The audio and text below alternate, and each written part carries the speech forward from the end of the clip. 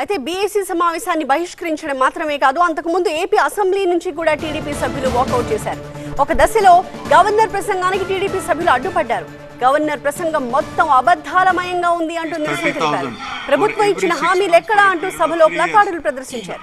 Junior advocates who started their career practice newly and who have not completed 30 years of age.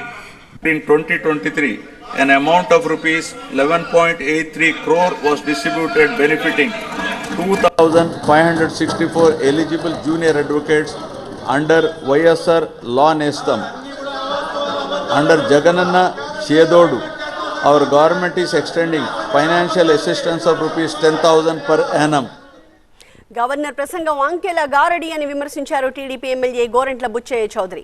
Governor చేత అన్ని అబద్ధాలు చెప్పించారని విమర్శించారు ఆయన. Governor గారి ప్రసంగం ఒక నిస్సారమైన నిస్తేజమైన విధానాలకి మసిపూసి మారేడుగా చేసేదానికి ప్రయత్నం జరిగింది.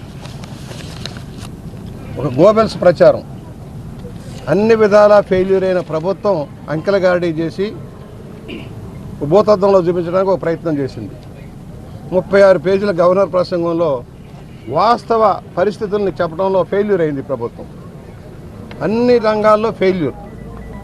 రాష్ట్రాన్ని అప్పులమయంలో నెంబర్ 1 చేశారు. శాంతి భద్రతలో ఆఖరి స్థానానికి చేర్చారు. ఈ ప్రభుత్వం ఏం చేసిందని మరి ఆఖరి బడ్జెట్లో ఓటాన్ అకౌంట్ బడ్జెట్కి ముందు గవర్నర్ ప్రసంగంలో పోలవరానికి సంబంధించి దగా చేశారు, రాజధానికి సంబంధించి దగా చేశారు, నిరుద్యోగులకి దగా చేశారు, బడుగు బలహీన వర్గాల వారికి ఇచ్చే రాయితీలని రద్దు చేశారు, రైతులను దగా చేశారు. ఆయనతో చెప్పించారు. పాపం గవర్నర్ గారు ఏం చేస్తారు, వాళ్ళు ఇచ్చారు, ఈయన చదివాడు. చదవటానికి వాస్తవాలు తెలిసి దగ్గలేక పాపం నీళ్లు తాగి 4 సార్లు నీళ్లు తాగే పరిస్థితి కల్పించాడు ఈ ముఖ్యమంత్రి.